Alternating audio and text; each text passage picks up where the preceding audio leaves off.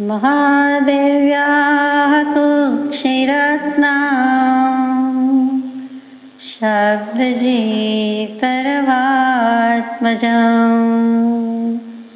राजचन्द्रमहं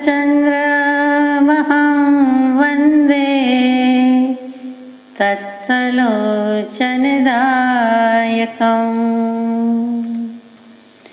समस्तवस्तुमानाय तमोग्ने वितविद्विषे श्रीमते वर्धमानाय नमो नमितविद्विषे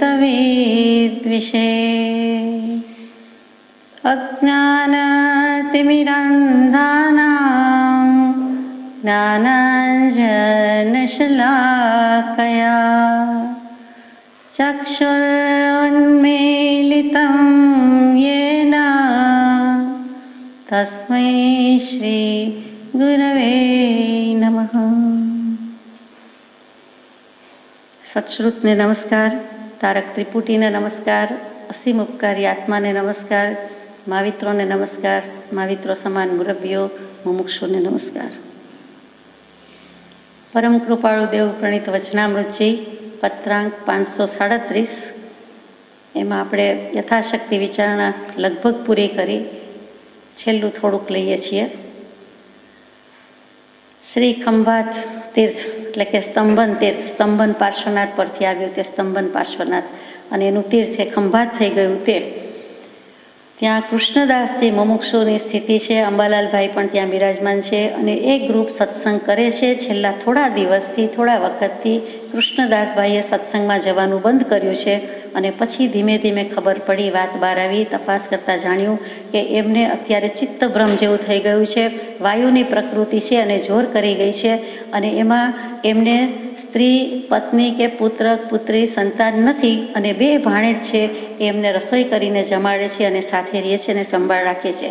અને તે અરસામાં એ ભાણેજને પહેરેલું, ભાણેજની પાસે જે કંઈ હશે, એટલે કે પોતાનું માનેલું તો નથી પણ પોતાની પાસે જે કડું હતું 25 રૂપિયાની કિંમતનું એ સમયમાં, ઈસવીસન 1894માં, અને એ વખતે એ કડું ખોવાઈ જતાં એમને જે વલોપાત થાય છે, ઉલ્કાપાત થાય છે, અથવા તો હવે મારું શું થશે, હવે એના વિના હું શું કરીશ, જે કાંઈ કહો તે જીવતું, અગર તો મરણ મૂડી મારી પાસે આટલું જ હતું, અને હવે એના વિના શું થશે, મારું મરણ બગડી જશે, મારા ભાવ બગડી રહ્યા છે, અને મારી આ બંને ભાણેજનું પછી શું થશે, એવા વિચારમાં ને વિચારમાં આકુળ વ્યાકુળતા પણ ઉપજે છે। ભવ પરિભ્રમણની સમાપ્તિ કરવી છે। પરમ કૃપાળુદેવનો સમાગમ થયો છે, યોગ થયો છે, એમનો પત્ર પણ પહેલાં પાઠવેલો છે, મળેલો છે, એમાં પણ દર્શન પરિષદ કેમ વેદાય અથવા તમને ચાલે છે, લગભગ તમે એમાં છો એવી છાપ આપી દીધી છે, સર્ટિફિકેટ મળી ગયું છે। એવા કૃષ્ણદાસભાઈને આટલી ખબર હોવા છતાં પણ આ પરિસ્થિતિ આવીને ઊભી છે, અને પોતે એકરાર કરે છે, કબૂલે છે કે મને એમ હતું કે મારી દશા થઈ ગઈ, મને જ્ઞાન પ્રગટ્યું છે, પરંતુ એમ લાગે છે કે જો એવું હોત તો મને આ ઉલ્કાપાત ન હોત, આ વલોપાત ન હોત, આ આકુળ વ્યાકુળતા હોત જ નહીં। એ સમજાય છે કે મને જ્ઞાન થયું નથી, મારા ભાવ હજુ જેમ છે તેમ છે। શાસ્ત્રોમાં વાંચ્યું હોય એની સાથે વાંચન કરતાં ટેલી કરીએ તો આપણને ખબર પડે, એવા મહાત્મા સત્પુરુષોના ચરિત્રો વાંચતા ખબર પડે કે આપણે ક્યાં છીએ, અથવા તો જે સિદ્ધાંત આવે તે સિદ્ધાંત સાથે આપણી દશા બંધ બેસતી છે કે કેમ એ વિચારીએ તો ખ્યાલ આવે। તો આ બધી બાબતની વિચારણા ચાલે છે, અને એ વખતે એમને જે આકુળ વ્યાકુળતા છે અને પત્રનો જવાબ મૂક્યો છે, લખાવ્યો છે, કૃપાળુદેવે આપ્યો પણ છે। એ યુદ્ધના ધોરણે ક્રાઇસિસ ગણીને એમને જવાબ આપ્યો છે, એમાં લગભગ બધી વાત પૂરી થઈ છે। છેલ્લું જે છે તે વિચારીએ કે પોતાથી પોતે ગુપ્ત રહેવાનું શી રીતે શક્ય બને, શી રીતે બનવા યોગ્ય છે, પરંતુ સ્વપ્ન દશામાં જેમ ન બનવા યોગ્ય એવું પોતાનું મૃત્યુ પણ જીવ જુએ છે। જુઓ, આ સ્વપ્ન દશામાં જ જોઈ શકાય, બાકી જીવતા જાગતા આપણું મરણ કે આપણા મરણ પછીની હાલત, કે કોણે શું કર્યું, કે અગ્નિ સંસ્કાર કેવી રીતે થયો, કે કોના શું ભાવ છે, અગર તો કાંઈ પણ એ પછી પોતે જોવા ઊભો રહેતો નથી। આપ મુએ ફિર ડૂબ ગઈ દુનિયા કહીએ છીએ, તો ક્યારે જોઈ શકે? તો કે કદાચ જોવું હોય તો પોતે પોતાને આવેલા સ્વપ્નમાં જોઈ શકે. સ્વપ્નું શું છે? તો કે અજ્ઞાન દશારૂપી સ્વપ્ન કહ્યું છે. અહીંયા સિમિલી આપી છે, તુલના કરી છે, રૂપક આપ્યું છે કે સ્વપ્ન દશામાં જેમ ન બનવા યોગ્ય. એટલે કે સ્વપ્ન દશા એ જ અજ્ઞાન છે, અજ્ઞાન એ સ્વપ્ન દશા છે. અજ્ઞાન છે જ, ભારોભાર છે, બીજા દ્રવ્યને વિશે પોતાપણું સ્વપણું માન્યું છે, કર્યું છે, રાખ્યું છે. એટલે તેમાં પોતે જુદો જ છે, પોતાનું શરીર જુદું છે, જે થાય છે તે શરીરને થયું છે, દેહનો ત્યાગ થયો છે, આત્મા તો અજર અમર અવિનાશી છે. તેમ છતાં પોતાનું મૃત્યુ જુએ છે. એ અજ્ઞાન દશા અને સ્વપ્ન દશા. એ અજ્ઞાન દશારૂપી સ્વપ્નરૂપે યોગે આ જીવ પોતાના નહીં એવા બીજા દ્રવ્યને વિશે સ્વપણે માને છે. પોતે જુદો જ છે, આત્માને કાંઈ એક આત્મપ્રદેશ ઘસાયો નથી, લાભહાનિ નથી, નુકસાન નથી. પરંતુ એના ખોડિયાને થયું, જે મંદિરમાં જે ઘર બાંધીને રહેતો હતો એમાં થયું. જેમ કોઈક વખત ભાડે ઘર હોય, નાનું ઘર હોય, મોટું ઘર હોય, બંગલા હોય, અને એમ અથવા તો ગામ પરગામ દેશ વિદેશ જઈને ઘર બદલાતા જાય, એમ ખોડિયા કે દેહ આવ્યા અને ગયા, એમાં આત્માને કોઈ નિસ્બત નથી. અને તેમ છતાં જીવ આવી ઉપાધિ કરે છે કે બીજા દ્રવ્યને વિશે સ્વપણું માન્યું, મારો દેહ મૂકી દેવો પડ્યો, પણ દેહ મારો નથી, દેહ તે હું નથી, તો મારો ક્યાંથી હોય? આ અહમત્વ અને મમત્વની વાત છે, એના ઉપર જ ભાર આવ્યો છે કે પોતાના નહીં એવા બીજા દ્રવ્યને વિશે સ્વપણું માને છે. આ તો પોતાના શરીરની વાત આવી કે જે પોતાનું નથી. એવી જ રીતે દેહાદિક પદાર્થ, સગા વાલા, પિતા પતિ, પત્ની પુત્ર પુત્રીથી માંડીને કોઈ પણ સંબંધ છે તે સ્વદ્રવ્ય, તે સ્વ પર, તે પર. એ મારા નથી, આપણા નથી, પોતાના નથી, પણ માને છે, ઓળખાણ આપે છે, કેવડાવે છે અને એનો પ્રચાર કરે છે. અને એમાં જ રાગ દ્વેષ રતિ અરતિ કર્યા કરે છે. કેમ કે મૂળમાં જ્ઞાન થયું નથી. એટલે અજ્ઞાન એવું સ્વપ્ન એવું મિથ્યાત્વ લઈને ફરે છે. મિથ્યાત્વનું પોટલું ભેગું ને ભેગું છે. બાવળિયાને બાદ ભીડીને કહીએ છીએ મને છોડાવો, તો ભગવાન કહે છે કે તું છૂટો જ છે, તું મુક્ત જ છે. તે ભીડી છે, હાથ મૂક્યા છે, એ છોડી દે એટલે તું છૂટો જ છે. તો મુકાવવા માટે, મોક્ષ લઈ જવા માટે, મિથ્યાત્વમાંથી મુક્ત કરીને સમ્યક દર્શન કરવા માટે આ કૃષ્ણદાસભાઈને લખ્યું છે. એટલું જ નથી, આપણને પણ લખ્યું છે. આપણને પહેલું લખ્યું છે. કૃષ્ણદાસભાઈનું તો થઈ ગયું, આપણે બાકી રહ્યા.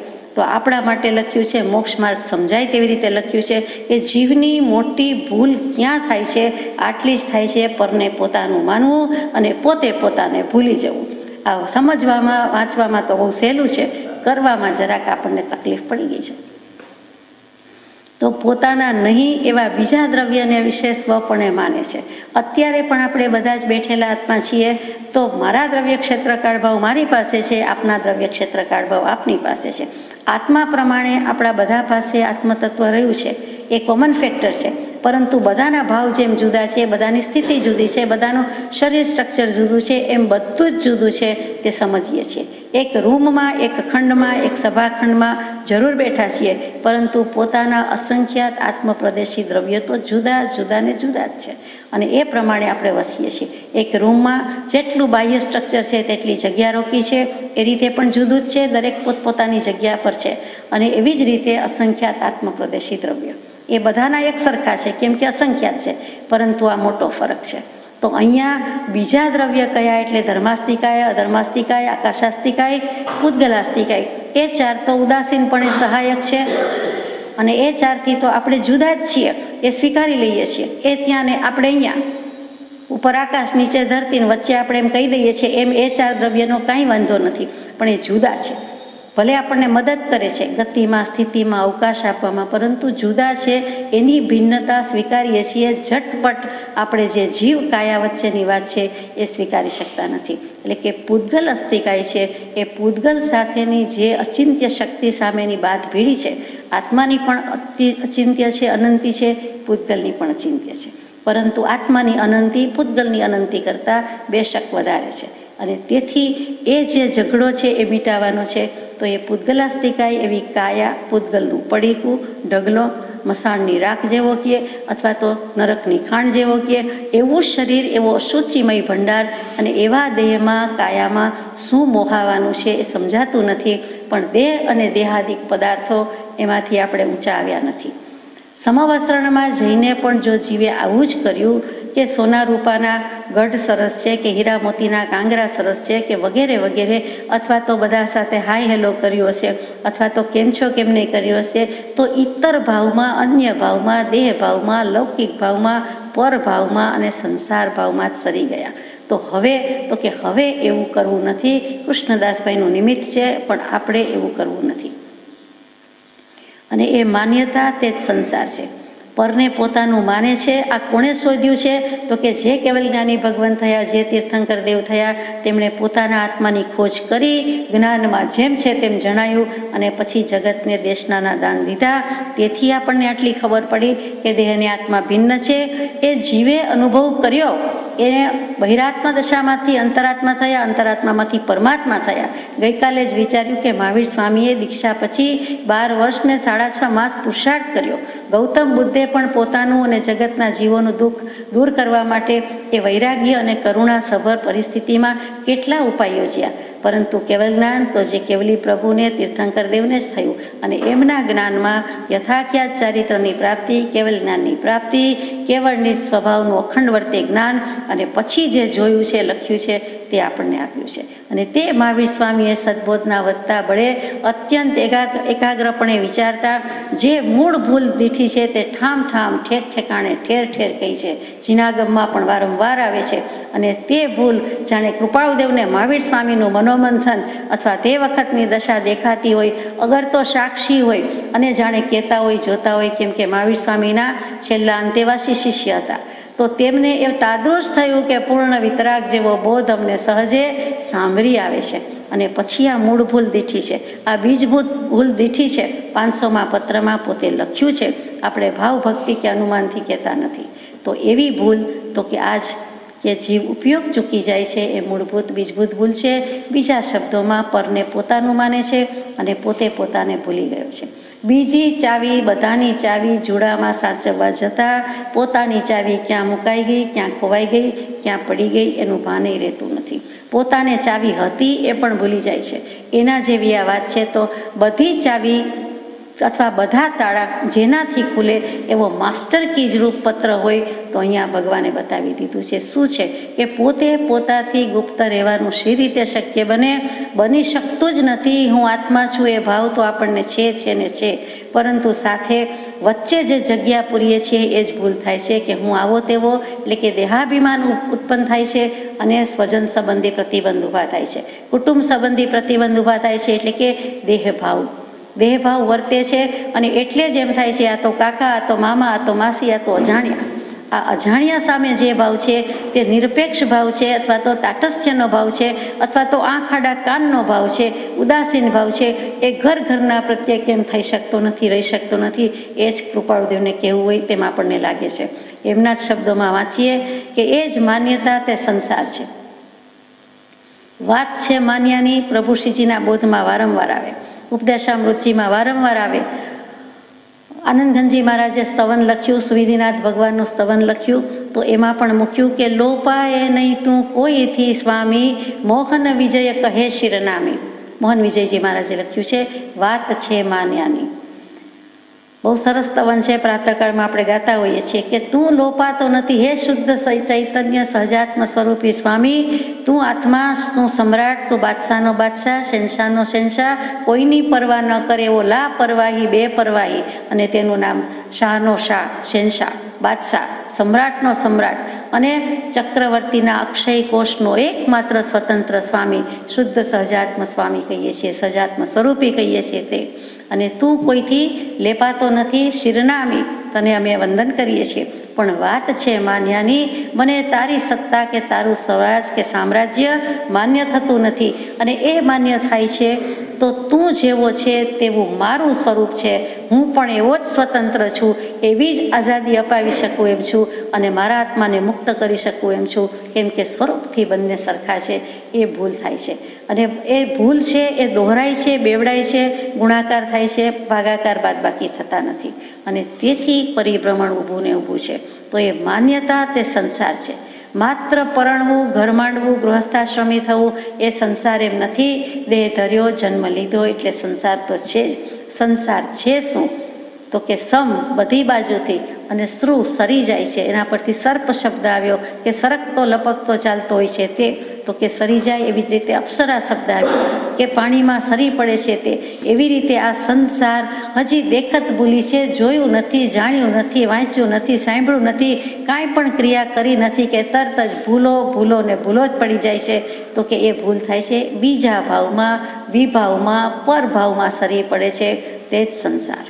સંસાર એટલે ચાર ગતિ એ સ્થૂળ દૃષ્ટિથી કર્મગ્રંથકારો કહે, સિદ્ધાંતિઓ કહે, પરંતુ સિદ્ધાંતિને પૂછો તો એમ જ કહે કે સ્વભાવમાં રહેવું અને વિભાવથી મુકાવવું એ જ જીન પ્રવચનની મુખ્ય આજ્ઞા છે.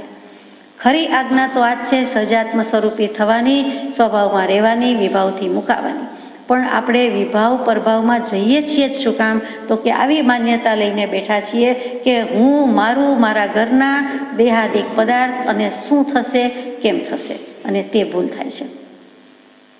એ માન્યતા તે સંસાર છે, તે જ અજ્ઞાન છે. સંસાર અનાદિકાળથી એમનેમ તો હોય નહીં, કંઈક ને કંઈક ભૂલ કરી છે, સાથે સાથે બીજા ભાવમાં જ લેપાતા ગુપાતા જઈએ છીએ. એટલા માટે આ સંસાર છે અને તે અજ્ઞાન છે, અને તે અજ્ઞાન દશારૂપી સ્વપ્નમાં પડેલા છીએ. નરકાદિ ગતિનો હેતુ તે જ છે. આટલી અમથી ભૂલ આપણે જ્યાં જન્મ્યા, જે માવતરને ત્યાં આવ્યા, તો આપણે એને આપણા ન કહીએ કે આ મારા મા બાપ છે, આ મારું ગામ છે, કે અહીંયા ભણ્યા, કે આ શાક, આ અટક, આ ઘરના, આ ઘરવાળા, આ ઘરવાળી અને દેહાદિક પદાર્થોથી ઉત્પન્ન થતા સંતાન, પુત્ર, પુત્રી, તો કે આત્મા તો અનુત્પન્ન છે, તો પણ એમ કહીએ કે આ મારા, આ મારો મોટો અને આ મારી નાની, ત્યાં મારું લગાડે. ઓળખાણ આપતી વખતે પણ મારું આવે. ઓળખાણ કરાવે છે ત્યારે ખબર છે કે એમની જ વાત ચાલે છે, છતાં એમ બોલાઈ જાય. તો એ શું સૂચવે છે કે કેટલું બધું અજ્ઞાન ઘૂમરી ખાય છે.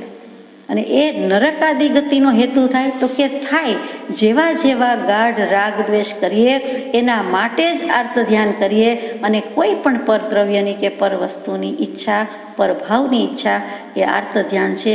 આપણને 3 ભુવનનો ચોર કહી દીધો ગઈકાલે આલોચનામાં. 3 ભુવન કા ચોર, ઠગુ વિરાણા માલ મેં, હા હા કર્મ કઠોર. પારકું છે અને એને હું પોતાનું માનું, પોતાનો ભાવ રાખું, તો તે આપણે ચોરી જ કરી કહેવાય. એ મોટો અપરાધ છે. તો એવી રીતે આપણે નરક ગતિ સુધી, અને નરક આદિ ગતિનો હેતુ છે એટલે બીજી અશુભ ગતિ છે, તે તિર્યંસ છે. વૃક્ષ, ફળ, ફૂલ, સોના, ચાંદી, હીરા, મોતી રૂપે એકેન્દ્રિયપણે માટીમાં જઈને પડવું પડે, જન્મવું પડે. જો એટલી પ્રીતિ રાખીએ આપણા માટે અને આપણા ઘરનાના માટે, તો એ નરકાદિ ગતિનો હેતુ પણ તે જ છે. એના મૂળમાં આર્ત ધ્યાન, રૌદ્ર ધ્યાન. ઘર ઘરેણા કેવી રીતે આવતા હોય છે, પ્રોપર્ટીના અને જ્વેલરીના ઝઘડા તો બહુ જાણીતા છે. અને એ ઝઘડાની વાત આવે ત્યારે સમજાય કે જુઓ તો સહી, હજુ પણ સંસારમાં જ રહેવું છે કે હજુ માઠી ગતિમાં જવું છે. મનુષ્ય ભવ એવા ઝઘડા માટે તો નથી જ મળ્યો. એનાથી અનંત ગણું સુખ સમૃદ્ધિ ભોગવીને દેવલોકમાંથી આવ્યા છીએ.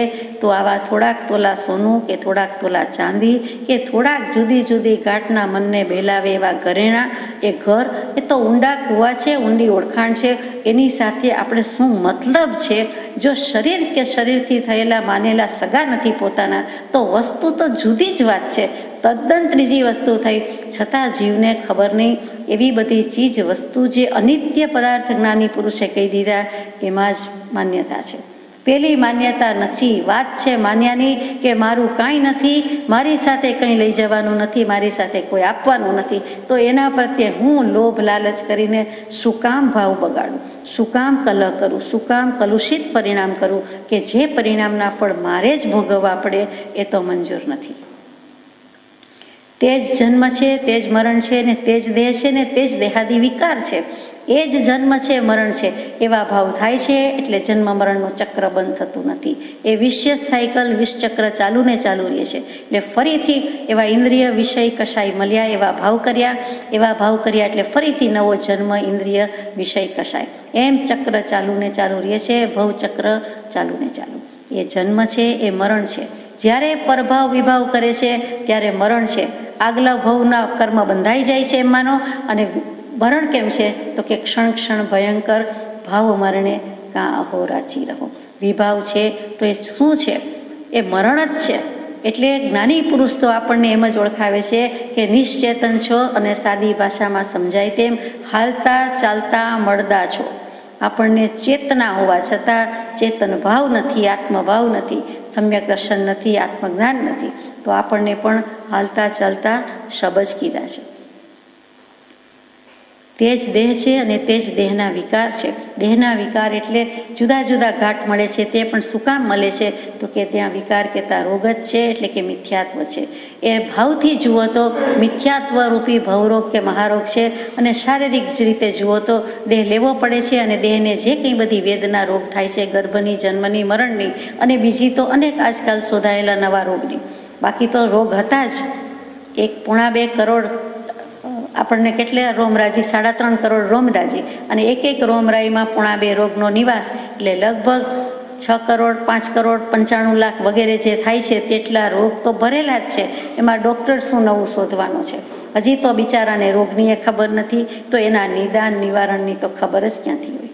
એકલી આંખમાં 96 પ્રકારના રોગ જીનાગમ કહે, પણ એ આંખના ડૉક્ટરને પૂછીએ તો ઓપ્થેલ્મોલોજીસ્ટ તો શું કહી દેવાના છે કે થોડાક રોગની ખબર છે, અથવા તો આટલું છે, તમને આ નથી નહીં છે, પણ તમને ખબર નથી, તો એનું કારણ નથી આવડતું, નિવારણ આવડતું નથી, તો શું થાય? ઉપાય પ્રવર્તી શકે નહીં. એવું જ ભગવાનને લાગે છે કે જીવ દિશામૂઢ રહેવા ઈચ્છે છે, ત્યાં ઉપાય પ્રવર્તી શકે નહીં. તો દેહના વિકાર છે, મિથ્યાત્વ રૂપી ભવરોગ છે, એ ભૂલી જાય છે. અહીંયા કૃષ્ણદાસભાઈને સમ્યક દર્શન છે મનાઈ ગયું હતું, એમાં અગાઉના પત્રમાં મૂક્યું છે 330-31 કંઈ છે કે તમને દર્શન પરિષ છે. એ આપણને પણ એટલું જ સૂચવે છે કે દર્શન પરિષ, અજ્ઞાન પરિષ વેદતા જીવને આ બધી વેદના હોય છે. પહેલાં આ થાય છે, આકુળ વ્યાકુળ થવાય છે, ભાવની ઝૂરણા લાગે છે કે પરિભ્રમણ જોઈતું નથી, માન્ય નથી, પણ હજી ઉખડ્યું નથી, અને મોક્ષમાં પગલાં પડ્યા નથી, એટલે કે સમ્યક દર્શન સાક્ષાત્કાર થયો નથી, અને સંસારમાંથી પૂરેપૂરા ઉખડ્યા નથી. જીવ બીવે છે કે અહીંથી ઉખડી જઈશ તો મારું ઠેકાણું ક્યાં રહેવાનું? ઠેકાણું છે જ સિદ્ધશિલામાં. આપણું બુકિંગ કહેવાય, આપણી જગ્યા છે, પણ આપણે બુકિંગ કરાવતા નથી. બધું કરવાવાળા બેઠા છે, પણ આપણે કરાવતા નથી. તો ભગવાન કહે છે દર્શન પરિષ, જ્ઞાન પરિષ, જે થાય તે સારા માટે, જે થાય તે યોગ્ય જ માનવામાં આવે. જો એવું વેદના ઝૂરણા થાય તો એને છૂટવાની ભાવના થાય. એટલા માટે તે જ પુત્ર, તે જ પિતા, તે જ શત્રુ, તે જ મિત્રાદિ ભાવ કલ્પનાના હેતુ છે. શત્રુ મિત્ર થાય છે શું કામ? બધા જ આત્મા છે તો કે આપણને કોઈક પૂર્વમાં કરી આવ્યા છીએ, એટલે કોઈકને જોઈને બોલવાનું મન થાય છે, કોઈકને જોઈને હસવાનું મન થતું નથી. કોઈક એવી રીતે કરે છે, કાં તો આપણે એવી રીતે કરીએ છીએ. ઉપયોગ એવી રીતે જુદી જુદી રીતે ચૂકી જઈએ છીએ. શું કામ છે? તો કે પૂર્વમાં કંઈક એવું કરેલું છે. ભલે કર્યું હોય પૂર્વમાં, અત્યારે વર્તમાનમાં આપણા હાથમાં પુરુષાર્થની તલવાર શું છે કે ભગવાનના બોધરૂપી પુરુષાર્થનું શસ્ત્ર છે. કયું છે? કે એ ભલે કરે, મને આ ન પોસાય. મને તો સમભાવ જ છે. શત્રુ મિત્ર પ્રત્યે વર્તે સમદર્શિતા, માન અમાને વર્તે તે જ સ્વભાવ. જો શત્રુને પિતાને, મિત્રને, પુત્રને, કલત્રને શું સંબંધ છે? આફ્ટર ઓલ અલ્ટિમેટલી આત્માને આત્મા. ક્યાંય પણ બાળક જન્મે છે તો પહેલાં એ જીવતું છે કે આત્મા છે એમાં રસ છે, પછી એના હાઇટ વેઇટ હેલ્થની વાત આવે છે, પછી વિભાવ પ્રભાવ આડી એવડી લંબાણ થાય છે. પહેલું તો એ ચેતન છે કે કેમ? તો કે જીવતું જાગતું ચેતન છે, એમાં રસ છે. તો અહીંયા એ જ વાત મૂકી દીધી છે કે તે પિતા, માતા, શત્રુ, મિત્ર, પુત્ર, કલત્ર બધા ત્રણનું કામ શું છે જે ત્રાસ ઉપજાવે છે. અહીંયા તો ત્રાહિમામ થાય તો ભગવાન ત્રાણ રૂપે આવે, આપણને રક્ષણ રૂપે આવે. મંત્ર, એમાં પણ ત્ર આવ્યો. તો કે તમને કહી જ દીધું છે કે સજાત્મ સ્વરૂપ પરમ ગુરુ એ જ તારો ગુરુ, એ જ તારો મિત્ર, માતા, પિતા, સંતાન, પુત્ર, બધું એ જ છે. તો શું કામ ચિત્ત તું સોચના ધરે? કૃષ્ણને કરવું હોય તે કરે. એટલે આ બધા કલ્પનાના હેતુ કીધા છે. આપણી કલ્પના જ છે. દેખીતી રીતે ભલે ને લખાયેલા હોય, દસ્તાવેજ હોય, પણ આપણે માન્યા છે એટલે કલ્પના છે. કલ્પનાને ને સતને બહુ આઘું છે, ડિસ્ટન્સ છે, ઘણું આઘું છે. સત સતત છે, પણ આ બધી માન્યતા છે, કલ્પના છે, અને એમાંથી નીકળી જવાનું છે. હિન્દુ ધર્મ, હિન્દુ શાસ્ત્રમાં પુત્ર હોય તો જ ગતિ, પુત્ર હોય તો જ શુભ ગતિ, અને પુત્રનું વધારે મહાત્મ્ય પુત્રી કરતાં બતાવ્યું. પછી વળી સંતાન પર આવ્યું કે ચલો પુત્ર પુત્રી ગમે તે, પણ સંતાન હોય તો. જ્યારે જીનાગમમાં એવું આવતું નથી. એટલે કોઈક વખત કોઈકને એમ થાય કે અપુત્રની કે અસંતાન તો એની શું ગતિ થશે, એની ગતિમાં ને બીજાની ગતિમાં કાંઈ ફરક પડતો નથી, તે કારણે ફરક પડતો નથી. ઓન ધ કોન્ટ્રારી કહેવું હોય તો એમ કહેવાય કે એમને કલ્પનાના હેતુ એવા કારણરૂપ સંતાનની પ્રાપ્તિ નથી, તો એના નિમિત્તે રાગ દ્વેષ ઓછા કરશે. જે કરે છે તે ઘણીવાર પોતાના માટે નહીં તો પોતાને ત્યાં જન્મેલા એવા બાળકો માટે રાગ દ્વેષ થતા હોય, પરિગ્રહ બુદ્ધિ સેવાતી હોય તો એમાંથી એ નીકળી જશે. એટલે જો સમજે, જો આર્ત ધ્યાન ન કરે તો એના માટે તો એ આશીર્વાદ છે, ગુપ્ત છાનો છપનો આશીર્વાદ છે. કદી એવું બન્યું નથી, કદી એવું બને નહીં. એ હિન્દુ ધર્મની માન્યતા ખરેખર ન સ્વીકારી શકાય તેવી છે. એ કલ્પના જ છે કે આમ ગતિ કે તેમ ગતિ, દરેક દ્રવ્ય જુદું છે તો દરેક દ્રવ્યના પોતાના જે ભાવ છે તે પ્રમાણે ગતિ હોય, તે પ્રમાણે જીવન અને મરણ, અને તે પ્રમાણે પછીનું પણ બધું છે. એમાં વચ્ચે ત્રીજી વ્યક્તિ ક્યાં આવી, સંતાન વગેરે ક્યાં આવ્યા, પત્નીશ્રી ક્યાં આવ્યા, પતિદેવ ક્યાં આવ્યા, કોઈ આવ્યો નહીં. કોઈ કોઈનું કાંઈ કરી શકતું નથી. એક દ્રવ્ય બીજા દ્રવ્યને કાંઈ કરી શકતું નથી. એટલું ગળે ઉતરી જાય એટલે ખલાસ, અકર્તૃત્વ અને અભોક્તૃત્વ વસ્તુ આવી જાય. અને એ મોટો સિદ્ધાંત છે. આ તો વાતે વાતે થાય કે મારા વિના ન ચાલે, મારે કરવું જોઈએ, મારે જવાબદારી છે, મારે નિભાવવું જોઈએ. આપણી જવાબદારી આપણા આત્મા પ્રત્યે છે, એટલી બીજા કોઈ પ્રત્યે નથી. પરંતુ જે જવાબદારી બીજી છે એને કર્તવ્ય, ફરજ, ધર્મ રૂપે ગણીએ, એની ના નથી. પરંતુ અનાસક્તિ રાખવી કે કેમ, અથવા તો આસક્તિ રાખવી કે કેમ, એ આપણા હાથમાં છે. અનાસક્ત ભાવ, આસક્ત ભાવ, રાગ દ્વેષ, એમાંથી શું રાખીએ તો શું મળે આપણે જાણીએ છીએ. તો રાગ દ્વેષ કરવાની તો ના જ છે, ગમાણ ગમાની ના છે, પસંદ ના પસંદની ના છે. તેમ છતાં જીવ એટલું માની શકતો નથી કે એ મારા નથી. એકત્વ ભાવના, અનિત્ય ભાવના તો વૈરાગ્યની જનની, અને એ તો આપણને કે દિવસની ભણાવી દીધી છે. કૃપાળુદેવે 16 વર્ષે મોક્ષમાળા લખતા પહેલાં પણ લખી દીધી છે, અને લખ્યા પછી પણ આવ્યું છે. તો એ ભાવનામાંથી એક ભાવના પણ ભવાય તો કઈ ભાવના? તો કે બધી ભાવના ગમે તે હોય. વૈરાગ્યની 12 ભાવના, અનિત્ય, અશરણ વગેરે, પાયાની 4 ભાવના, મૈત્રી, પ્રમોદ, કારુણ, માધ્યસ્ય વગેરે, અને આત્મકલ્યાણની પણ બીજી બધી જે 84 ભાવના, 72 ભાવના શાસ્ત્રોમાં મૂકેલી છે તે, અને સાથે સાથે જે કંઈ તીર્થંકર નામ કર્મ બાંધવાની 16 કારણ ભાવના છે. આ બધી ભાવનાનો સાર કે શબ્દ એક જ, એનું મૂળ કયો કે કારણ કયો કે પરિણામ કયો, એક જ કે ભાવનારો કોણ? આત્મા. તો આત્મભાવના મુખ્ય છે. એટલે આપણા ભગવાને એક ભાવનામાં, મંત્રમાં બધું આપી દીધું કે આત્મ ભાવના ભાવતા જીવ લહે કેવળ જ્ઞાન રે. એમાં બધું આવી ગયું, બધી ભાવના આવી ગઈ. ભેદ ભાંગાથી બધેથી આપણને ઉઠાવી લીધા છે, અભેદ ભાવ પર આવી જવાનું છે. આરતી દીવામાં પણ એ જ ગવડાવે છે, અહીંયા પણ એ જ વાત આવી છે. તો એ બધી કલ્પના છે એટલું માન્ય થઈ જાય, અને જો એટલું માન્ય થાય તો તરત એની નિવૃત્તિ થઈ, ત્યાં સહજ મોક્ષ છે. નિવૃત્તિ, નાશ. તરત જ આપણને થાય કે આ તો સડેલો ભાગ કહેવાય, આ તો બરાબર ન કહેવાય, આ તો કલ્પના, આ તો અનવોન્ટેડ, આ તો પારકી, આ તો બીજી, આ તો બીજું, આ તો ઘર ભૂલી. અરે હું ઘર ભૂલ્યો કે એ ઘર ભૂલી, તો એને આવવા દેતા નથી. તો એ કલ્પના ત્યાં ગઈ એટલે જ્યાં હવામાં જ્યાં જવી હોય તો જાય, આપણી પાસે નહીં. તો આપણી પાસે આત્મા તો છે જ, સત તો છે જ, એક પ્રદેશ પણ અસમીપ નથી. અને કલ્પનાબેનને બગાડી દીધા, તો રહ્યું શું? તો સત જે છે તે સત જ છે. અબાધ્ય અનુભવ ને અબાધ્ય અનુભવ આત્માનું સ્વરૂપ તો છે જ. માટે આ બધા સંબંધોમાં તેની નિવૃત્તિ થઈ, ત્યાં સહજ મોક્ષ છે. એટલે કે બધાનો નાશ કરી દેવાનો નથી, આપણો નાશ કરી દેવાનો નથી, બધેથી છૂટું પડી જવાનું નથી, બધા પ્રત્યે ફરજ નથી એમ પણ નથી. એ બધું કરતાં કરતાં કૃપાળુદેવ જેવાએ જો ફરજ અદા કરી છે, તો આપણે કરતા થકા પોતે પોતાને ન્યારો, અડગો, છૂટો, અલગ, એકદમ અસંગ રાખી શકે. તો કે ભગવાન જ્ઞાની પુરુષોએ રાખી શક્યા છે, એ દશા કરી છે, તો એ જ કરીએ છૂટકો છે. અને એટલું થાય ત્યાં સહજ મોક્ષ છે. એક સમય માત્ર પણ કોઈ રાહ નહીં જુએ, મુક્ત ભાવનો અનુભવ ત્યાં જ થઈ જશે. તો કેમ થયું નથી? તો હવે આવે છે. એ જ નિવૃત્તિને અર્થે સત્સંગ, સત્પુરુષ આદિક સાધન કયા છે, અને તે સાધન પણ જીવ જો પોતાના પુરુષાર્થને ગોપવ્યા સિવાય પ્રવર્તાવે તો જ સિદ્ધ છે. એમાં સાધન કહી દીધા, 2-4 પત્રોથી સાધન પર બહુ ભાર છે કે સત્સંગ અને સત્પુરુષ એ વિના 3 કાળમાં કલ્યાણ થવાનું નથી. આ લખી રાખવા જેવી વાત છે. પ્રત્યેક બુદ્ધ થાય, સ્વયં બુદ્ધ થાય, અથવા તો તીર્થંકર દેવ થાય, એમને પણ પૂર્વ ભવમાં ગુરુ હતા. સત્સંગ સમાગમ તો કર્યો જ હોય. એક અંશ શાતાથી માંડીને પૂર્ણકામતા સુધીની સર્વ સમાધિ તેનું મૂળ કારણ સત્પુરુષ જ છે. આપણને આવું મળ્યા, સંજોગ મળ્યા તો સત્પુરુષની કૃપા વિના મળ્યા નથી. પૂર્વે જરૂર કંઈક કર્યું છે તેથી આ મળ્યું છે.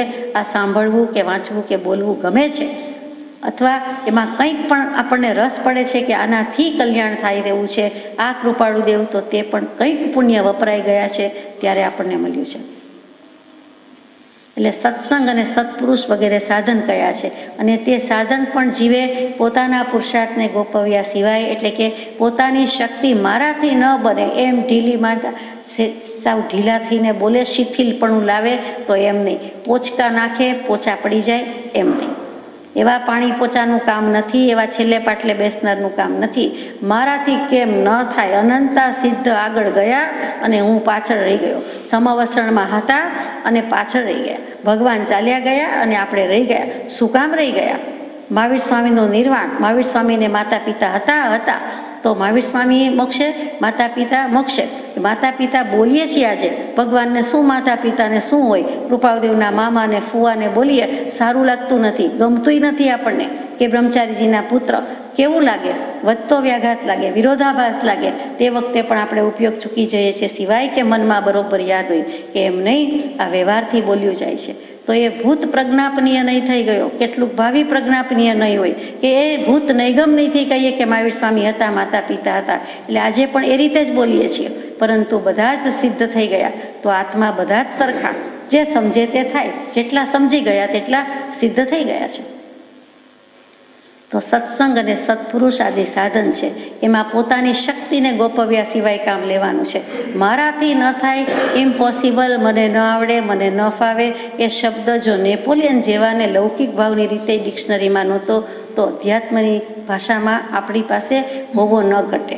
ભગવાન કહે છે કે અમે બેઠા છીએ તારે માટે શું ચિંતા છે, જવાબદારી લીધી છે. જો તુમે રાખશો ગોદ મારે લોલ, તો કિમ જાસું નિગોદ મારે લોલ. જો જીને તું છે પાંસરો રે લાલ, કર્મ તણોસો આશરો રે લાલ. જીન પાંસરો છે, સીધો છે, કૃપાળુદેવ એથી સીધા છે. તો પછી આપણને શું કામને કર્મનો આશરો હોય? કર્મ ભાવ અજ્ઞાન છે, મોક્ષ ભાવની જ વાસ. બધું મૂકી દે, દેહાદિક પદાર્થ સગા, કે આ પુત્ર, આ માતા પિતા, સંતાન, ધીસ ધેઠ, ભાણેજ ભાણીનું શું થશે? મૂકી દો. આપણું શું થશે? આપણો આત્મા, આપણા ભાવ આપણી પાસે, લોક મૂકે પોક, એ ભૂલી જવાય છે. તો પોતાની શક્તિ પુરુષાર્થ ગોપવ્યા સિવાય પ્રવર્તે તો જ સિદ્ધ છે. વધારે શું કહીએ? પછી કૃપાળુદેવને થયું કે હવે હદ થઈ ગઈ, ઠપકાની હદ થઈ ગઈ, બોધની હદ થઈ ગઈ. સુખને શું કેમ બહુના, હવે કેટલું કેવું? બીજું કહીએ કેટલું? કર વિચાર તો પામ. એની આગલી કડી શુદ્ધ બુદ્ધ ચૈતન્ય ઘન સ્વયં જ્યોતિ સુખધામ. બીજું કહીએ કેટલું? કર વિચાર તો પામ. તું આમાં બધું પામી ગયો. તે યાત્રા નથી કરી, તે વ્રત નથી લીધા, તે નિયમ નથી કર્યા, તે જપ નથી જાપ્યા, અથવા તો કાંઈ પર્યટન કર્યું નથી, અથવા તો યમ નિયમમાં આવ્યો નથી, કે શાસ્ત્ર કોઈ વાંચ્યા નથી, સમજાતા નથી. કાંઈ વાંધો નથી, તું બધું જ કરી છૂટ્યો, એમાં કંઈ સંશય નથી. એ જ વિનંતી. તે બધું જ કરી લીધું. જો આટલું થાય તો શું કામ? તો કે એક આત્મ ઉપયોગમાં આવી ગયો, નિરપેક્ષ અવિષમ ઉપયોગને નમસ્કાર. એ 735માં પત્રમાં એમ જ લખ્યું કે તું ગમે તે વ્રત નિયમ કરે તો એમાં સર્વોત્કૃષ્ટ, ઉત્કૃષ્ટમાં ઉત્કૃષ્ટ વ્રત, નિયમ, તપ, ધ્યાન જેમાં સહેજે સમાય છે એવા નિરપેક્ષ અવિષમ ઉપયોગને નમસ્કાર. તો આ નિરપેક્ષ અવિષમ ઉપયોગમાં લઈ જવા માટે કૃપાળુદેવે આટલી કરુણા રાખી છે કે ભલે એનો સંજોગ બદલાયો, એને પ્રારબ્ધ આધીન છે, નિમિત્તાધીન વર્તી જાય છે, તો પ્રારબ્ધ કંઈક એવું છે, ઉદયમાં આવ્યું છે, પરંતુ એ ખાલી હાથે જવા દેવો નથી. એને એમ અજ્ઞાન અવસ્થા, બેભાન અવસ્થામાં, મૂઢ અવસ્થામાં નથી જવા દેવો. જે થાય છે તે યોગ્ય છે, જે થાય છે તે ભલું છે, સારા માટે છે. કે ભલે એને આકુળ વ્યાકુળતા થઈ, આકુળ વ્યાકુળતામાંથી એ બહાર આવશે અને કૃપાળુદેવના શરણમાં કલ્યાણ કરી જશે. એ જ વિનંતી. આ આત્મ સ્વરૂપના પ્રણામ. અને અહીંયા સહજ મોક્ષની વાત આવી તે એ જ કહેવું છે કે બધું કરી ચૂક્યો છે પણ મોક્ષ થયો નથી આજ સુધી.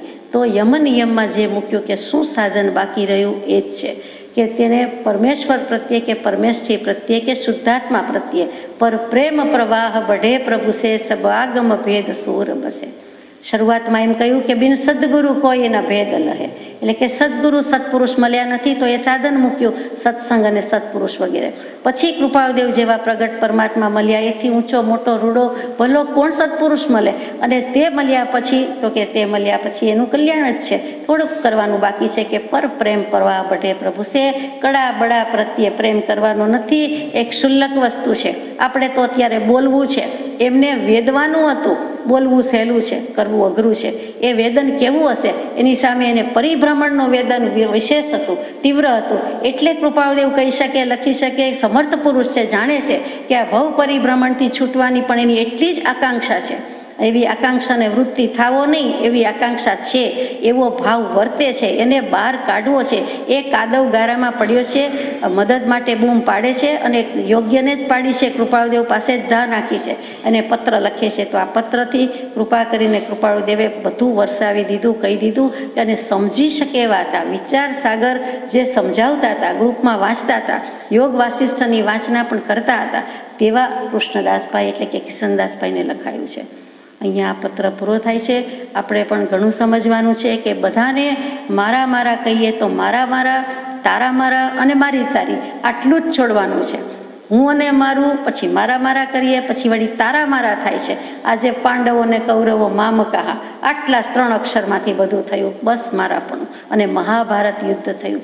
ભારતમાં જન્મ્યા છીએ તો મહાભારત આ જ કરવાનું છે. જીવ અને કાયાનું મહાભારત તો અનાદિકાળથી લડતા આવ્યા છે, એનો સંવાદ પણ જાણીતો છે અને આપણે અનુભવી રહ્યા છીએ. પણ કાયા ત્યાં સુધી માયા, એમ ડુંગરસિંહભાઈ કહે, કૃપાળદેવે કહ્યું કે કાયા ત્યાં સુધી માયા મહદ અંશે સાચું હશે, પરંતુ એ જ કાયા હોય ત્યારે, દેહધારી હોઈએ ત્યારે રાગ દ્વેષ અને અજ્ઞાન રહિત એ વખતે થઈ શકાય છે. પોતે તેમ થયા છે કે રાગ દ્વેષ અને અજ્ઞાન રહિત અમે થયા. દેહ છતાં મનુષ્ય પૂર્ણ વિતરાગ થઈ શકે છે એવો નિશ્ચલ અનુભવ છે અને અમે પણ એ જ દશા પામવાના છીએ. એમ કૃપાળદેવે ખુમારીથી જવાબ આપ્યા છે અને એમ કરી બતાવ્યું છે. તો કૃષ્ણદાસભાઈને ગળે ઉતરે. આગલો પત્ર વળી શ્રી કૃષ્ણ પરમાત્માનો હતો, એ બધાને ગળે ઉતર્યું છે અને આપણને ન ઉતરે. આપણને પીરસેલું મળેલું છે, તૈયાર મળેલું છે. હવે માત્ર ગળે ઉતારવાની વાત છે, બાકી વાત નથી. વાત છે માન્યાની. સાચો દેવ, સાચો ગુરુ, સાચો ધર્મ મનાય. અને એ જે કહે છે કે તારાને એના સ્વરૂપમાં કોઈ ભેદ નથી, એટલે આત્માની પ્રતીતિ ઉપર પોતે પોતાને માનતો નથી, એના ઉપર લાવી દેવા છે કે તું તને શ્રદ્ધ અને તું તને ભજ અને તું તને માન. એમાં તો વાંધો નથી ને.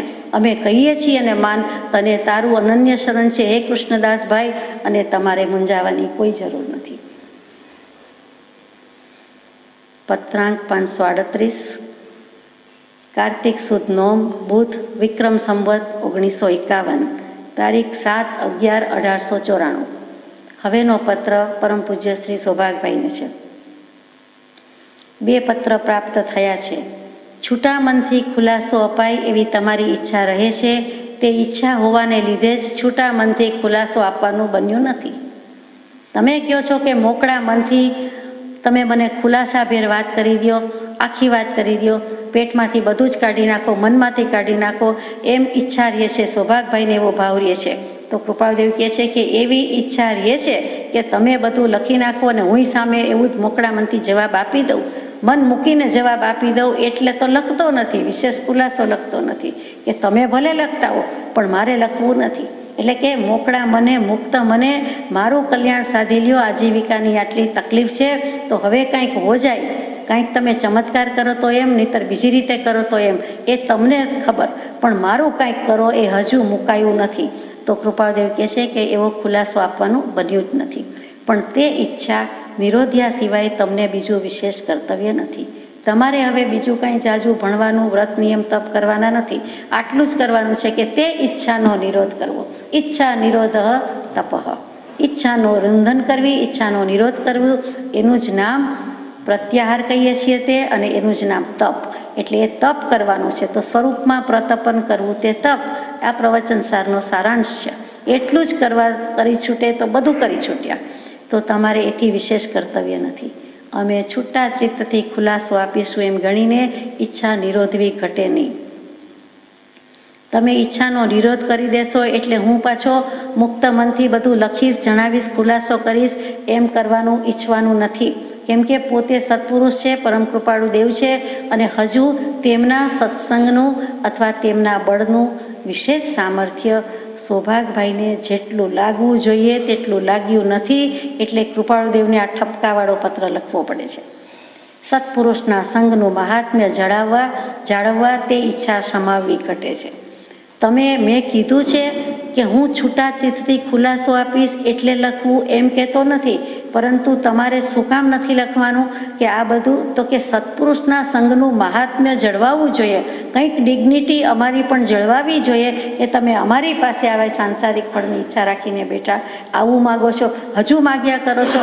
તમારી જે દુઃખજનક ખેદજનક જે બીના છે, વૃત્તાંત છે, આજીવિકાને લગતો વૃત્તાંત છે એ ધ્યાનમાં જ છે, ખબર જ છે, ઘણા વખતથી ખબર છે, તો પણ 5-5 વર્ષથી હજી એ જ વાત ચાલે છે, તો તમારે એ છોડી દેવા જેવી છે. એ પ્રતિબંધ એટલે કે ઈચ્છા સમાવવી ઘટે છે. સત્પુરુષના સંગનું મહાત્મ્ય જળવાવા તે ઈચ્છા સમાવવી ઘટે છે, એમ વિચારીને સમાવવી ઘટે છે.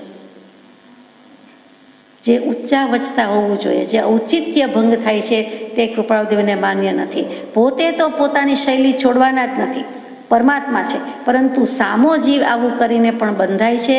અથવા તો જે સન્માર્ગે રસ્તે પડી જવું જોઈએ, બીજ જ્ઞાન તો છે, નિર્વાણ માર્ગની પ્રતીતિ, એના આ દેનારા પુરુષની આટલી પ્રતીતિ, તેમ છતાં ખૂટે છે સમ્યક દર્શન કે આત્મજ્ઞાન. કૃપાળુદેવ છાપ આપતા નથી. એટલે કહે છે કે તે મારું અવરાય છે, અવરોધાય છે, અટકે છે, તો તમે શું કરો? તો કે આમાં અટકી જાઓ. આવી ઈચ્છા કરવાનું અટકો એટલે તમે તમારા આત્મામાં ટકશો, કાઢી નાખવાનું છે. અહીંથી અટકો, સંસાર ભાવથી અટકો, એટલે જે આત્મ સ્વરૂપ છે એમાં ટકી રહેવાય છે અને એ જ તપ છે. તો સત્સંગની ઈચ્છાથી જો સંસાર પ્રતિબંધ ટળવાને સ્થિતિ સુધારણાની ઈચ્છા રહેતી હોય તો પણ હાલ જતી કરવી યોગ્ય છે. તમે બીજું કાંઈ નહીં, આજીવિકાનું છોડો, પણ સત્સંગ મળે એટલા માટે તમે નિવૃત્તિ લો, અથવા સર્વસંગ પરિત્યાગ લો, હું પણ નિવૃત્તિ લઉં, એટલા માટે પણ કાંઈક કમાણીનું સાધન થઈ જાય ને પછી સત્સંગ માટે કરવું છે, ધર્મ આરાધના માટે કરવું છે, એમ જે લખો છો એ પણ ભૂલી જાઓ. એ સ્થિતિ સુધારણાની ઈચ્છા રહેતી હોય, ભલે સત્સંગ કરવા માટે, તો એ પણ જવા દો. કેમ કે અમને લાગે છે કે તમે વારંવાર લખો છો તે કુટુંબ મોહ છે, સંશ્લેષ પરિણામ છે અને અશાતા નહીં સહન થઈ શકવાની કંઈક અંશે બુદ્ધિ છે. તમારાથી સહન થતું નથી, તમને કંઈક શાતા જોઈએ છે. એટલે કે આજીવિકાની તકલીફ છે એટલે અશાતા લાગે છે, એ દૂર કરવા માટે તમને કંઈક શાતા જોઈએ છે, એટલે એવી બુદ્ધિ થઈ ગઈ છે. સંશ્લેષ પરિણામ છે, સુખ દુઃખ અને ઉપભોગના વિકલ્પો, તેનું નામ સંશ્લેષ પરિણામ. સંશ્લેષનો અર્થ છે ક્લેશ સમજાય છે, દ્વેષનો પર્યાય શબ્દ છે. તે દ્વેષને, ક્લેશને, કલરને, ઝઘડોને, કજિયોને, કંકાસને બધું સમજાય છે. પરંતુ જ્યારે સંશ્લેષ કહે છે ત્યારે આપણને મીઠી ભાષામાં ધીમેકથી આપી દીધું છે કે સુગર કોટેડલી દવા છે. એટલે શું કહી દીધું કે સંશ્લેષ પરિણામ. શબ્દ સારો લાગે પણ ક્લેશની જ બેન કે ભાઈ છે, બીજું તો કંઈ નથી. તો કે સુખ દુઃખ અને ઉપભોગના વિકલ્પ થાય છે. આ વિકલ્પાત્મક બુદ્ધિ છે, રાગાત્મક બુદ્ધિ અને વિકલ્પાત્મક. તો એમાં શું કામ જાઓ છો? ઉપયોગ બદલાઈ જાય છે, ઉપયોગાંતર થઈ જાય છે, એ જ વિકલ્પ છે. વિકલ્પ કહેતા ઉપયોગનું અંતર, એટલે કે અન્ય વિકલ્પ, અન્ય ઉપયોગ. તો બદલાઈ શું કામ જાય છે? ઉપયોગ શું કામ ચૂકી જવાય છે? તો કે આવા બધા સંશ્લેષ પરિણામ કરો છો, સુખ દુઃખ અને ઉપભોગના વિકલ્પો. જે ઉપર કૃષ્ણદાસભાઈને કહ્યું, સૌભાગભાઈને એની રીતે કહ્યું છે. આટલું બધું કહી દે. કુટુંબનો મોહ છે, લખે છે કૃપાળુદેવ કે તમને કુટુંબનો મોહ છે. અહીંયા કૃષ્ણદાસભાઈને કહ્યું તો છે તો ખરો જ ને, અમારું દીકરીયાળું ઘર અથવા અમારે આટલા વ્યવહાર કરવાના, મોટી પાઘડી, નગર શ્રેષ્ઠ હતા અને એમાંથી અમારે હવે આવી પડતી દશા કે ડિક્લાઇનિંગ બધું છે અથવા તો પડતો કાળ છે અને હવે કેવી રીતે કરવું? તો મોટો વ્યવહાર કે આજની જેમ આરંભ સમારંભ કે લાખો કરોડો ખર્ચવા છે માટે કંઈક કરો એમ નથી. આજની વાત જુદી છે. તે વખતે રીતસર આજીવિકાના જ ફાંફા હતા, એ પણ વિચારવા જેવું છે. સૌભાગભાઈને ખીજાવા જેવું નથી. સૌભાગભાઈને પણ તકલીફ એવી હતી કે ઘરમાં વસ્તારીનું ઘર હોય કે મહેમાનનું ઘર હોય કે જે હોય તે, અને બધા જ આવતા જતા હોય ને 12 મહિનાના ઘઉં ચોખા કે બાજરો ભર્યો હોય, તે સિવાય બીજું કાંઈ ન હોય, અથવા તો એટલું હોય તો એટલામાં પણ વહેલું પૂરું થઈ જાય, અથવા બીજી ગુણી મંગાવવી પડે તો એના પૈસા પણ ન હોય, અથવા એમ કહ્યું હોય કે તમારે ખૂટી ગયા, હજી આગનું બિલ તો ભરપાઈ કર્યું નથી, અને ઉઘરાણી કરનારા ઉઘરાણી કરે, અથવા વિચાર કરે કે હજી ગયા મહિનાના બાકી છે, ગયા વર્ષના બાકી છે. આવી પરિસ્થિતિમાં સૌભાગભાઈનાથી કેમ રહ્યું જાય? એમાં ધર્મ સૂજે એ તો એમને જ સૂજે, બાકીનાને ધર્મ સૂજે નહીં, પણ એમને સૂજ્યો અને માર્ગ મૂકી દીધો. આવી પરિસ્થિતિમાંથી કૃપાળુદેવ કેવા ધીમે ધીમે તારવી લે છે અને કેવી રીતે મૂકે છે એ જોવાનું છે. આપણે અત્યારે આવી કલ્પના કરીએ કે આજીવિકા એટલે એ રિલેટિવ વાત થઈ, અપેક્ષા એ છે કે કોઈ 100 રૂપિયામાં આખું પૂરું કરે, કોઈ 1000માં, કોઈ 10,000માં, કોઈ 10 લાખમાં, કોઈ 1 કરોડમાં.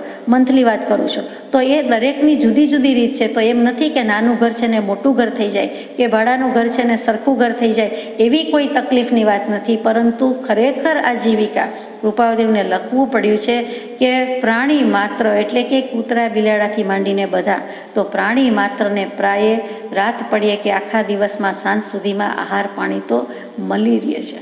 તો આપણે એવા તો નથી.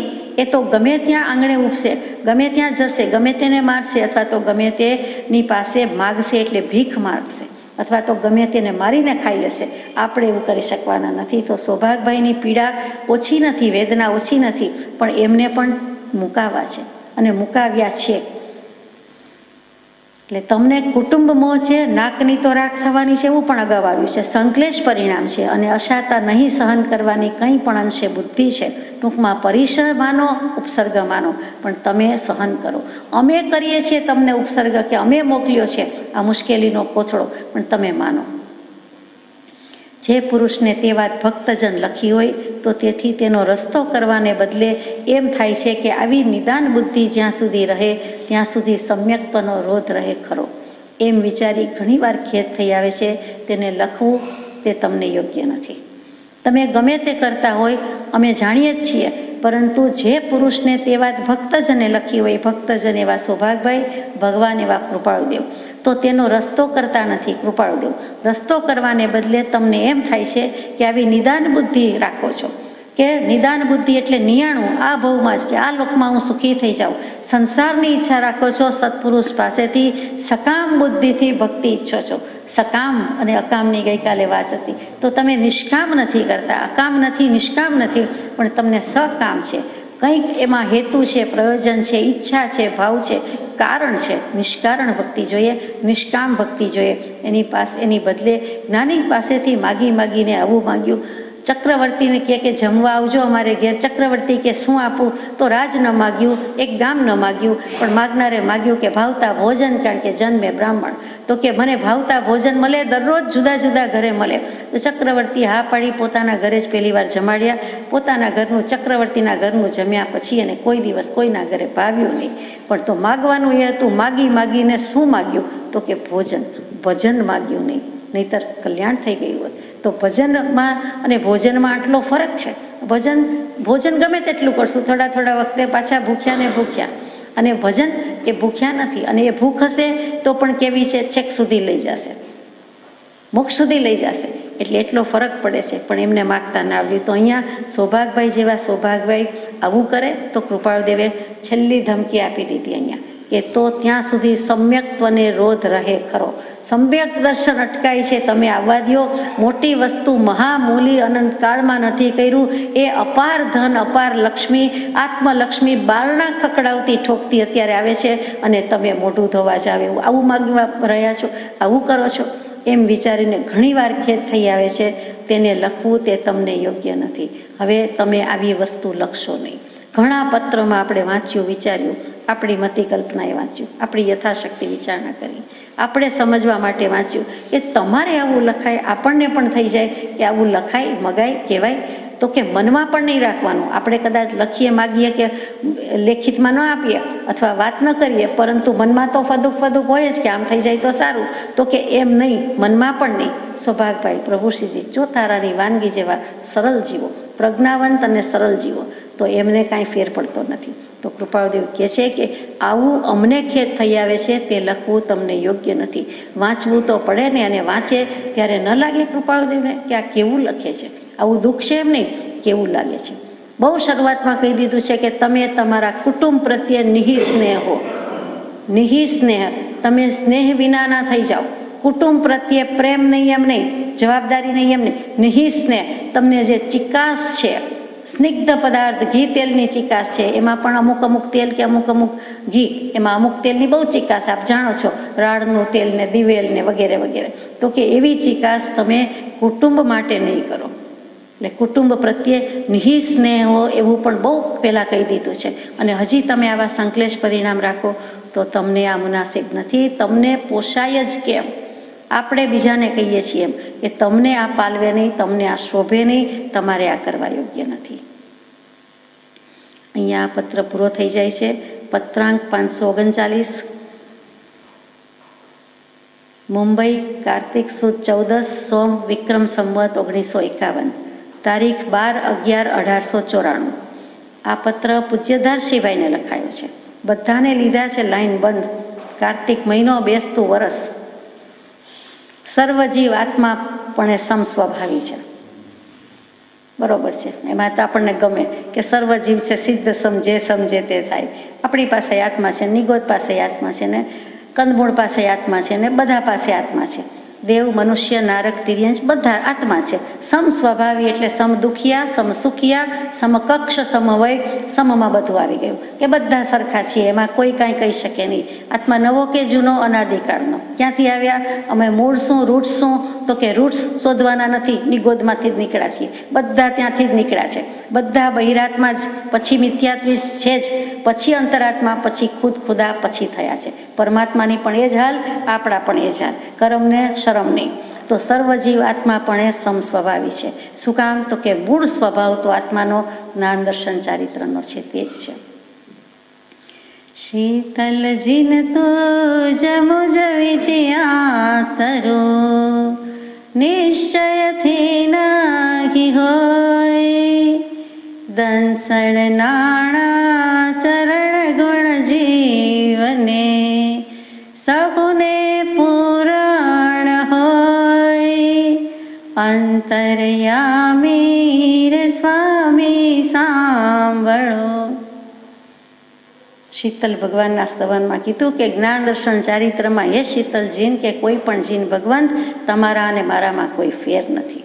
અને આટલું માનવું એ પણ આ ભવે આપણો અડધો પુરુષાર્થ થઈ ગયો, અડધું પૂરું થઈ ગયું કે તમારામાં મારામાં ફેર નથી. તો તમે જરા જલ્દી પહોંચશો ને અમે પહોંચી ગયા અને અમે પાછળ આવીએ. પણ આવીશું, રસ્તો બતાવી દીધો છે. માત્ર અમારે એક જ શરત પૂરી કરવાની છે કે મહાજનો યેન ગતઃ સહપંથ. તમે જે રસ્તે ગયા છો એ જ રસ્તે ચાલ્યા જવાનું છે. રસ્તો અનુસરવાનો છે.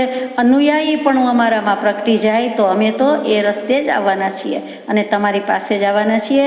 તમારી સામે બેસવાના નથી, તમારી બાજુમાં બેસવાના છીએ. ભગવાનને કહેવું પડે, જાણે કે સિદ્ધ ભગવાનને કહેવું પડે કે આ ઉભાઈ હરખા, આપણે બેવ સરખા. એ દશાને પામવું છે. તો અહીંયા કહે છે સર્વજીવ આત્મા પણ એ સમસ્વભાવી છે. બીજા પદાર્થમાં જો જીવ નિજ બુદ્ધિ કરે તો પરિભ્રમણ દશા પામે છે, અને નિજને વિશે નિજ બુદ્ધિ થાય તો પરિભ્રમણ દશા ટળે છે. જે કૃષ્ણદાસભાઈને કહી એ જ વાત, સૌભાગભાઈને કહી એ જ વાત આપણને અહીંયા દાર્શીભાઈને લખ્યું. દાર્શીભાઈ જેવા ક્ષોભ સંવંતને આવું લખે છે કે જુઓ, બીજા પદાર્થમાં નિજ બુદ્ધિ કરો છો, બીજાને તમે તમારા માનો છો, અને તમે પાછું બીજું શું કરો છો? તો કે તમે પોતે જે છે આત્મા છે એમાં એવું રાખતા નથી. એમાં રાખો કે તમે તમારો આત્મા તમારો પોતાનો, તમારા દ્રવ્ય ક્ષેત્ર કાળભાવ પોતાના, તો પરિભ્રમણ દશા ટળી જશે. પણ તમે તમારાની બદલે શું કરો? તો કે બીજા પદાર્થમાં જીવ નિજ બુદ્ધિ કરે છે. એટલે કે બીજાને પોતાનું માને છે. પોતાનું દેહ પોતાનો નથી તો પણ પારકો નથી એમ માનવાની બદલે, પારકો છે એમ માનવાની બદલે પોતાનો માને છે. તો એવી રીતે બધી બાબતમાં કરો છો. દાર્શીભાઈ અત્યારે કેટલાક સત્સંગી સાથે ઉઠબેસ છે. મોરબીમાં સત્સંગ વૃંદ જામ્યું છે અને તે અરસામાં પત્ર લખાયો છે. બહુ વિચારવા જેવું છે. જેના ચિત્તમાં એવો માર્ગ વિચારવો અવશ્યનો છે, તેણે તે જ્ઞાન જેના આત્મામાં પ્રકાશ પામ્યું છે તેની દાસાનુદાસપણે અનન્ય ભક્તિ કરવી એ પરમશ્રેય છે. હવે જેના ચિત્તમાં આવો અવશ્ય વિચાર આવી જાય છે કે કયો કે મારે મોક્ષે જવું છે, તો કે તે જ્ઞાન એટલે આત્મજ્ઞાન જેના આત્મામાં પ્રકાશ્યું છે, એટલે કૃપાળુદેવના આત્મામાં પ્રકાશ્યું છે, તેની દાસાનુદાસપણે અનન્ય ભક્તિ કરવી એ પરમશ્રેય છે. તો તમારે તેવા પુરુષની ભક્તિ કરવી જોઈએ. તો ધારશીભાઈને કૃપાળદેવની આટલી પ્રતીતિ છે. ભર બજારમાં 2200-2800 ફૂટ લાંબી બજાર, મોરબીની ઊભી બજાર, સીધી બજાર અને છત્રી ઉઢાડી કે કોઈ લોકલાજ મૂકી દીધી કે એમાં શું હતું. કૃપાળદેવ 20-22 વર્ષના હોય ને સૌભાગભાઈ 50 વર્ષના તો પણ લઈ ગયા. એ સિવાય તો અનેક પ્રસંગ છે. તો એવા ક્ષોભ છે એની ના નહીં, પરંતુ એને સત્પુરુષની પ્રતીતિ છે. કૃપાળદેવની ઘણી પ્રતીતિ છે, પૂરી પ્રતીતિ છે એમ કહીએ તો ચાલે, પણ કૃપાળદેવને આ લખવું પડ્યું છે. એટલે વિચાર માગી લે કે તે જ્ઞાન જેના આત્મામાં પ્રકાશ્યું છે તેની દાસાનુદાસપણે અનન્ય ભક્તિ કરવી એ પરમશ્રેય છે. એની ભક્તિ કૃપાળદેવની ભક્તિ કરે છે, અતિ ભક્તિ છે, પરંતુ કૃપાળદેવ કહે છે કે એના દાસાનુદાસ એટલે કે દાસનાય દાસ, અને એની ભક્તિ કરવાની છે કે મુમુક્ષુ છે. પ્રભુશ્રીજી કે મુમુક્ષુ મારા માથાનો મુગટ, પધારો મુમુક્ષુ પ્રાહુણા, મુમુક્ષુ પધારો પધારો. તો કે એ જે મુમુક્ષુની સેવા એ પણ સત્પુરુષની સેવા જ બરોબર છે. જાકા બાલ ખીલાઈએ તાકા રીજત બાપ આલોચનામાં ગાયું. તો કે એક સેવા જ છે. પ્રભુશ્રીજીના સમયમાં આશ્રમમાં રસોડું હજી નહોતું થયું ત્યારે અગાશ આશ્રમમાં કેટલીક બહેનોને થાય છે કે મારે 60 રોટલા ઘડવાના, એટલે મારે સવાર સાંજ આ જ કામ. એ બેનની સાથે વાત થઈ હોય એટલે વાત થાય છે. અને પછી બીજા બધાને તો સત્સંગમાં ને ભક્તિમાં આપની પાસે આવીને બેસવાનું, અમારે બે આ રસોઈ જ કર્યા કરવાની. તો કે એ પણ ભક્તિ છે, એનાથી તમને વિશેષ લાભ છે. એ જાણે છે કે સત્સંગમાં કંઈ ગોમટસાર વંચાતું હોય કે મોક્ષમાર્ગ પ્રકાશક વંચાતું હોય તો એ આ બે કદાચ નહીં સમજી શકે, પરંતુ સત્પુરુષ એવા પ્રભુશ્રીજીની વિદ્યમાનતા છે, એ જ્ઞાની છે, એના પાસે આવ્યા છીએ, કૃપાળદેવનું શરણું છે, એની આજ્ઞા છે કે તમારે રસોઈ કરવાની, તમારે રોટલા ઘડવાના. તો એ સત્પુરુષની પ્રતીતિ છે, એનો બોધ એની આજ્ઞા ઉઠાવે છે, અને એ પ્રમાણે કરો છો તો તમને વિશેષ લાભનું કારણ છે. તમારી ભક્તિ ચડી જાય, તમે વિશેષ ભક્તિમાં. જોકે એ જગ્યાએ આપણે હોય તો એ ગળે ઉતરે કે કેમ, પણ લખ્યું છે આવું ખરું, કહ્યું છે ખરું, વિચાર તો કરી મૂક્યા, વિચારતા કરી મૂકે એવી વાત છે કે એ આજ્ઞા થઈ ગઈ. સત્પુરુષની ઈચ્છા, સત્પુરુષની આજ્ઞા સમજાતી નથી. એમ થાય કે મારે ન વાંચવું, ભણવું, શીખવું હોય, મને ન બોધ મળે. તો કે તમને એટલો જ લાભ છે, વિશેષ લાભ છે એમ કહી દીધું. એ જ્ઞાની પુરુષ છે, 3 કાળની વાત જાણતા હોય, લોકોના મનની વાત જાણતા હોય, એ કહી શકે. એ સમર્થ પુરુષ છે, પ્રભાવક પુરુષ છે. પણ બીજા બધા કી અને માની લેવું, એમાં આસમાન જમીનનો ભેદ, અરે તુલના જ ન થાય. તો દાસાનુદાસપણે અનન્ય ભક્તિ કરવી એ પરમશ્રેય છે. અને તે દાસાનુદાસ ભક્તિમાનની ભક્તિ પ્રાપ્ત થયે જેમાં કંઈ વિષમતા આવતી નથી, તે જ્ઞાનીને ધન્ય છે. એટલે દાસાનુદાસની ભક્તિ સ્વીકારે છે, ભક્તિ ઉત્કૃષ્ટ કરે છે, અનન્ય કરે છે કે મારે બીજો નહીં, બીજી નહીં, બીજું નહીં, મારે એક પરમ કૃપાળદેવનું શરણું. અને ધારશીભાઈ માનો કેવી ભક્તિ કરતા હોય તો કૃપાળદેવ કહે છે કે માન્ય છે, અમે સ્વીકારીએ છીએ કે ભક્તિમાનની ભક્તિ પ્રાપ્ત થઈએ જેમાં કંઈ વિષમતા આવતી નથી, અમને કંઈ ફેર પડતો નથી. નિંદંતુ નીતિ નિપુણા યદિ વાસ્તુવંતુ લક્ષ્મી સમાવિશતુ ગચ્છતુ વા યથેષ્ટમ અદ્ય એવ મરણમ એવ વા યુગાંતરેપી ન્યાયાત પથ પ્રવિચલંતી પદમ ન ધીરાહા. ધીર પુરુષો, શાણા પુરુષો, સત્પુરુષો, એનામાં કાંઈ ફેર પડતો નથી. વંદો કે નિંદો, માન આપો કે ન આપો, પણ અમને શું ફેર પડે છે. તો કે હમણાં જ મરણ થઈ જાય તોય ભલે, એક સમય પછી અને યુગો પછી થાય તોય શું, લક્ષ્મી હોય તોય શું, ન હોય તોય શું, હોય તો ભલે, ન હોય તો ભલે, હોયને જતી રહે તોય શું, અને બારણા ઠોકતી આવે તોય શું. એમ જે છે તો કે ન્યાય છે, એ માર્ગ છે, એ ધીર પુરુષોનો માર્ગ છે. એમની શૈલી જુદી છે. કૃપાળદેવને કાંઈ ફેર પડતો નથી. એ ભક્તના કલ્યાણ માટે છે, ભગવાનને કાંઈ ફેર પડતો નથી. સર્વ નમસ્કાર. કેશવમ અધિગચ્છતિ, કેશવમ પ્રતિ અધિગચ્છતિ. બધાને પગે લાગે તો કે બધા નમસ્કાર, કૃષ્ણાર્પણ. એટલે ત્યાં ભક્ત કહી દે છે કે બધું જ કૃષ્ણને અર્પણ, કૃષ્ણચંદ્રને અર્પણ, રાજચંદ્રને અર્પણ. એમ બધા નમસ્કાર ત્યાં જાય છે, પરંતુ ભક્તને તેમ કર્યા સિવાય ચાલતું નથી. તેવા જ્ઞાની પુરુષને ધન્ય છે, પોતે પોતાને ધન્ય કહી દીધા છે. તેટલી સર્વાંશ દશા જ્યાં સુધી પ્રગટી ન હોય ત્યાં સુધી આત્માને કોઈ ગુરુપણે આરાધે, ત્યાં પ્રથમ તે ગુરુપણું છોડી તે શિષ્ય વિશે પોતાનું દાસાનુદાસપણું કરવું ઘટે છે.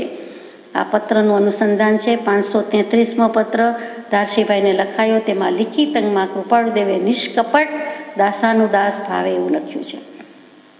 આ જ ધારશીભાઈ આ 539મો પત્ર 2-4 દિવસ પહેલાં 533મો પત્ર એમાં લિખિત અંગમાં નિષ્કપટ દાસાનું દાસ ભાવે કૃપાળદેવે લખ્યું છે. એટલે અનુસંધાન સમજાય છે કે આપણે એક પુરુષના દાસ છીએ તો છીએ, એક મહાવીરને ભજીએ છીએ તો બધાએ મહાવીરને ભજે છે, એક કૃપાળદેવને ભજીએ છીએ તો કૃપાળદેવને ભજીએ છીએ.